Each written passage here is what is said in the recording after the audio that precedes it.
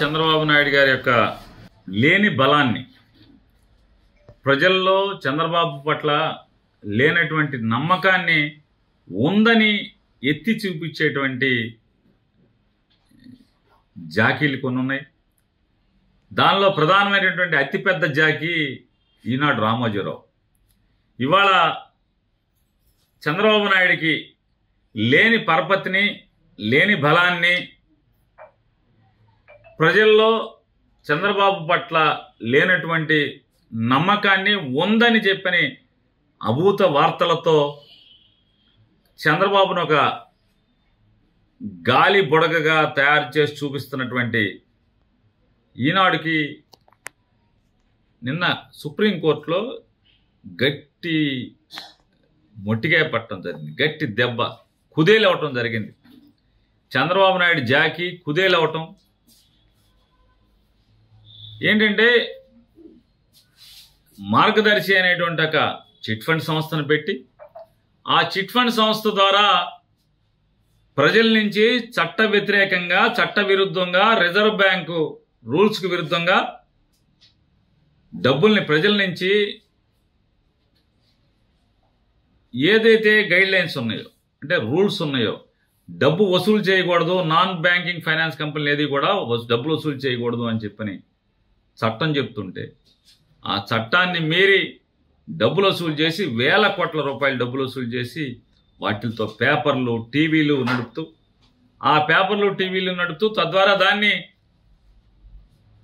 చంద్రబాబు లాంటి తనకు అనుకూలమైనటువంటి వ్యక్తుల్ని రాజ్యాధికారంలో ఉంచేలాగా చేసి తద్వారా తన వ్యాపార సామ్రాజ్యాన్ని విపరీతంగా విస్తరించుకునేటువంటి దుర్మార్గమైన పోకడలు దశాబ్దాలుగా చంద్రబాబు, రామోజీరావు కలిసి సాగిస్తూ వస్తున్న సంగతి మనందరం కూడా చూస్తున్నాం. కానీ ఒక్క మనిషి వేసినటువంటి పిటిషన్, ఫిర్యాదుతో, ఉండవల్లి అరుణ్ కుమార్ గారు వేసినటువంటి ఒక చిన్న ఫిర్యాదు, మార్గదర్శి అనేటువంటి సంస్థ ఫిక్స్డ్ డిపాజిట్లు వసూలు చేయొచ్చా, జనాల దగ్గర డబ్బులు పోగేయచ్చా అని చెప్పినటువంటి ఒకే ఒక్క పిటిషన్తో ఈ కథ అంతా కూడా తీగలాగితే డొంకంతా కదిలినట్టుగా అసలు మొత్తం వ్యవస్థ అంతా కూడా రామోజీరావు గారు రోజు పేపర్ తెరిస్తే మనకి నీతి రాతలు, సూక్తి ముక్తావళి, అసలు సమాజం ఇలా ఉండాలి, వాడు చెడిపోయాడు, వీడు చెడిపోయాడు. అసలు చెడిపోయింది ఎవడు? అసలు చెడిపోయినాడు ఈ వార్తలు రాసేవైనా. పచ్చి పాపాలు మొత్తం, అది పాపాల పుట్ట. ఆ పాపాల పుట్ట మొత్తం ఒకసారి కదులుతుంటే, ఆ కదిలినటువంటి, అంటే హైకోర్టులో స్టేలు తెచ్చుకుని దావాలు నడుపుతూ, కేసులు నడుపుతూ 2005-06 సంవత్సరం నుంచి ఇప్పుడు దాకా కేసులు నడుపుతూ ఒక పక్క కేసులు, కోర్టులో కేసులు నడుస్తుంటే మరో పక్క ప్రజల నుంచి డబ్బులు కలెక్షన్ ఆపలేదు. మరొక 2000 కోట్ల రూపాయలు వసూలు చేయటం, చివరికి అంతిమంగా అప్పుడున్నటువంటి హైకోర్టులో నువ్వు తక్షణమే ఆ డబ్బులన్నీ కూడా కట్టేసేయమని చెప్తే, ఆ డబ్బుల్ని కట్టాడా లేదా, రసీదులు ఎవరికి ఇవ్వక్కర్లేదంట ఆయన. ఎవరు దాంట్లో ఫిక్స్డ్ డిపాజిట్లు జమ చేశారో వారి వివరాలు ఇవ్వడంట. అంతా గోప్యం అంట. ఎవరికి గోప్యం, ఎందుకు గోప్యం? చివరికి 700 కోట్ల రూపాయలు నా దగ్గర ఎవరు వచ్చి క్లెయిమ్ చేయలేదు, నా దగ్గర ఎవరు పట్టుకెళ్ళలేదంటాడు. అంటే ఎవరు అసలు ఈ చందాదారులు ఎవరు, డబ్బులు ఎవరు? ఇవాళ రాష్ట్రం విడిపోయిన పరిస్థితుల్లో ఎవరి గోల్లో వాళ్ళు ఉంటే, తనకు అనుకూలమైనటువంటి ముఖ్యమంత్రులు వాళ్ళందరం చూసుకుని మొత్తం అన్నీ కూడా రాష్ట్ర ప్రభుత్వాల తరఫున ఎవరు హాజరవకుండా తను మాత్రమే హాజరై ఆ కేసుని ముగింపు పలుకుంటే, అది చంద్రబాబు, రామోజీరావు గారు ఏ పాపాలు చేయలేదు, ఏ తప్పులు చేయాలని తీర్పు తెచ్చుకుంటే, ఆ తీర్పు ఇవాళ సుప్రీంకోర్టు కొట్టివేయడం జరిగింది. సుప్రీంకోర్టు కొట్టివేస్తూ చెప్పింది, ఏం చెప్పింది? ఖచ్చితంగా ఇది న్యాయ సూత్రాలకు వ్యతిరేకం. ఈ రకంగా ఆంధ్రప్రదేశ్ రాష్ట్రం కానీ, లేదా తెలంగాణ రాష్ట్రం కానీ, లేదా ఉండవల్లి అరుణ్ కుమార్ గారు కానీ వీరందరూ కూడా హాజరై వారి వాదనలు వినిపించాలి, అందరి వాదనలు వినాలి. అలాగే ఎవరెవరు డిపాజిట్దారులు కూడా ఖచ్చితంగా ఈ సమాజానికి తెలియాలి, ఈ ప్రపంచానికి తెలియాలి. పిటిషన్లు పెట్టలేదంటే జడ్జి గారు, సాక్షాత్తు జడ్జి గారు చెప్పినట్టుగా పేపర్లో వచ్చింది, 5,000 రూపాయలు డిపాజిట్ చేసుకున్నాడు 50,000 పెట్టి ప్లేటర్ని పెడతాడా? ఇవన్నీ హాస్యాస్పదం అండి. అట్లా కాదు. మీరు ఎట్టి పరిస్థితుల్లో ప్రపంచానికి ఎవరు మీ దగ్గర డబ్బులు దాచుకున్నారో, డిపాజిట్లు మీ దగ్గర పోగేసుకుని పెట్టుకున్నారో, దాచుకున్న ప్రతి ఒక్కరి వివరాలు ఈ ప్రపంచానికి తెలియాలి. అలాగే మీరు ఎవరెవరికి డబ్బులు జమ చేశారో ఆ జమ చేసిన వివరాలు కూడా ప్రపంచానికి తెలియాలని చెప్పని గట్టిగా మొట్టిగాలేయటం. లేకపోతే మనం చూస్తున్నాం రోజు పచ్చి రాతలు. చంద్రబాబు కోసం సొమ్మేమో జనాంది, సోకేమో రామోజీరావుది, చంద్రబాబుది. నేను రాస్తాడు కుమ్మరిస్తోంది, వేల కోట్ల రూపాయలు వైఎస్ఆర్ కాంగ్రెస్ పార్టీ కుమ్మరిస్తుందని చెప్పని రాస్తాడు ఓ పక్కన పచ్చిగా. అసలు చంద్రబాబు నాయుడు ఎవరెవరికి టికెట్లు ఇచ్చాడు? కూటమి ఎవరెవరికి టికెట్లు ఇచ్చింది? జగన్మోహన్ రెడ్డి గారు ఎవరెవరికి టికెట్లు ఇచ్చాడు? జగన్మోహన్ రెడ్డి గారు పేద మధ్యతరగతి వర్గాలకు అత్యధికులకు కదా టికెట్లు ఇచ్చింది. డబ్బులుంటే ఉన్నోళ్ళు ఉండొచ్చు, కానీ అత్యధిక శాతం పేద మధ్యతరగతి వర్గాల వారికే టికెట్లు ఇస్తే, ఇవాళ డబ్బు ఉంటేనే, ఆఖరికి దళితుల్లో కూడా డబ్బు ఉంటేనే టికెట్ ఇస్తామని నిర్లజ్జగా ఎన్నో దశాబ్దాలుగా జెండా మోస్తున్న వాళ్ళని కాదని రాత్రి కండువా వేసుకుంటే పగలు టికెట్ ఇవ్వటం, పొద్దున కండువా వేసుకుంటే మధ్యాహ్నం టికెట్ ఇవ్వటం, అసలు కండువా వేసుకోకుండా కూడా టికెట్లు ఇచ్చిన దరిద్రమైనటువంటి పాపాలు చేస్తున్నది ఎవరు? రామోజీరావు గారు మీ కూటమే కదా. కూటమి డబ్బున్నోళ్ళని, కోట్ల రూపాయలు కోటీశ్వరుల్ని కూటమి చంద్రబాబు నాయుడు ఎత్తుక్కుంటుంటే, నిరుపేదల ఆఖరికి మీ చంద్రబాబు నోటితోనే మాట్లాడాడు. టిప్పర్ డ్రైవర్కి టికెట్ ఇచ్చారని చెప్పని మాట్లాడాడు జగన్మోహన్ రెడ్డి గారు. టిప్పర్ డ్రైవర్, ఈ ఆంజనేయులు గారు అనేటువంటి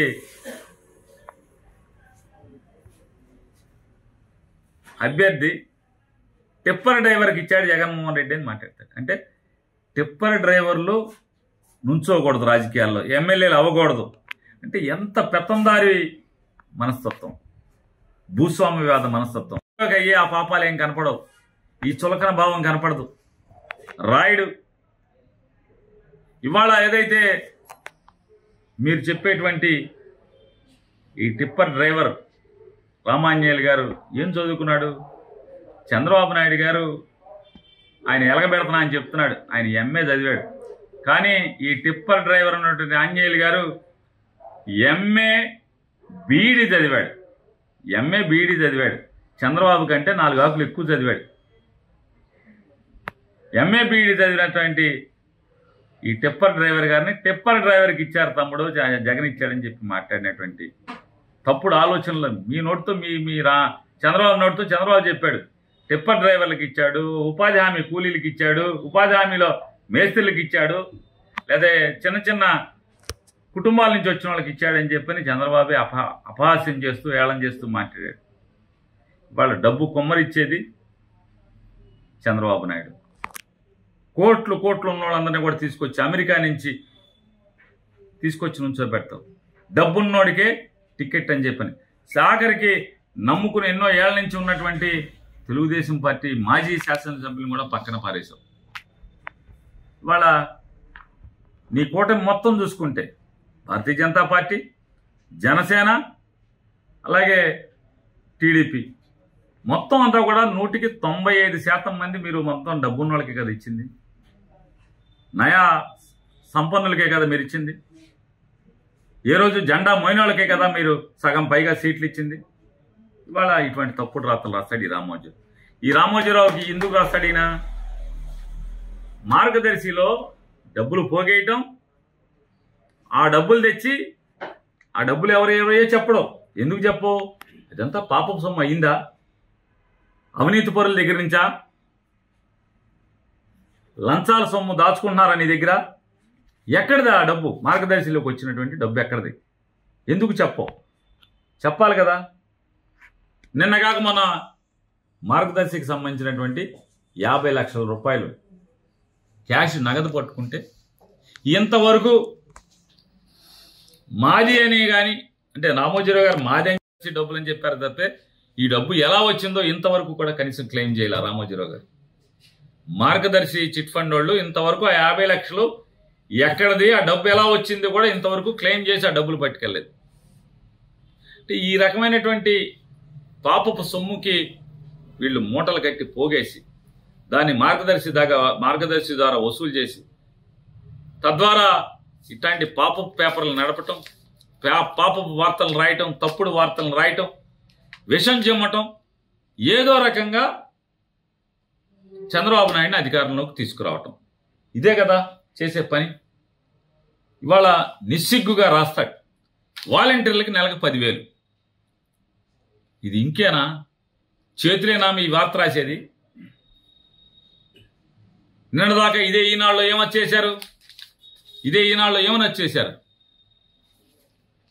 వాలంటీర్లు రెడ్ లైట్ ఏరియాకి ఇండ్లలో పెళ్లి కాని యువతుల్ని, వితంతువుల్ని రెడ్ లైట్ ఏరియాకి అమ్మేస్తున్నారు అని మీ పేపర్లో వచ్చేస్తారు. అలాగే వాలంటీర్లు ఇంట్లో మగవాళ్ళు లేని సమయంలో వెళ్ళి తలుపులు కొట్టి లోబర్చుకుంటానికి ప్రయత్నం చేస్తారు, దొంగతనాలు చేస్తారని ఇదే ఈనాడులో రాస్తారు. ఎవరి వాలంటీర్లు? వైఎస్ఆర్ కాంగ్రెస్ పార్టీ వీళ్ళు కార్యకర్తలే కదా.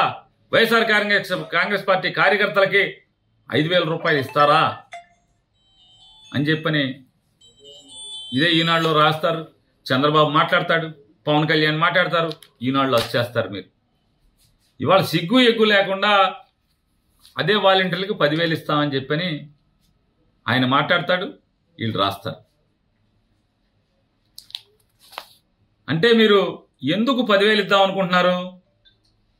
అమ్మాయిల్ని బాగా ఎక్స్పోర్ట్ చేస్తున్నారని చెప్పని, అమ్మాయిల్ని రెడ్ లైట్ ఏరియాకి బాగా అమ్ముతున్నారని చెప్పని మీరు 10,000 రూపాయలు ఇవ్వబోతున్నారా? అలాగే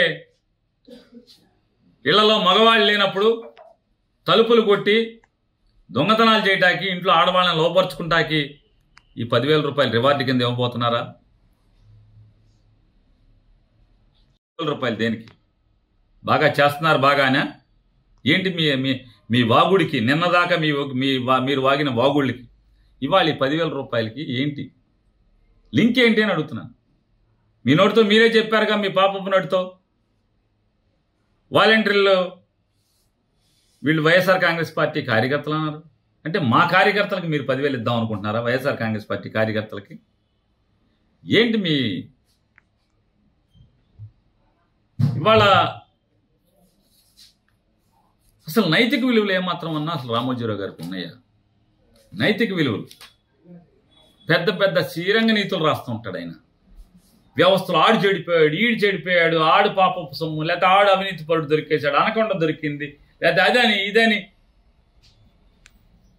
ఒక్కరోజన్నా ఈనాడు పేపర్లో ఈ మార్గదర్శిలో ఈ రకంగా ఆర్బీఐ రూల్స్కి విరుద్ధంగా, చట్టానికి వ్యతిరేకంగా డబ్బులు వసూలు చేయకుండా ఉన్నా కూడా చెప్తున్నా సరే రామోజీరావు డబ్బులు వసూలు చేస్తున్నాడు, రామోజీరావు గారి అబ్బాయి కోడలు వసూలు చేస్తున్నారు అని ఒక్కరోజైనా వార్త రాశారా? మీరు రాసుకోవచ్చు కదా.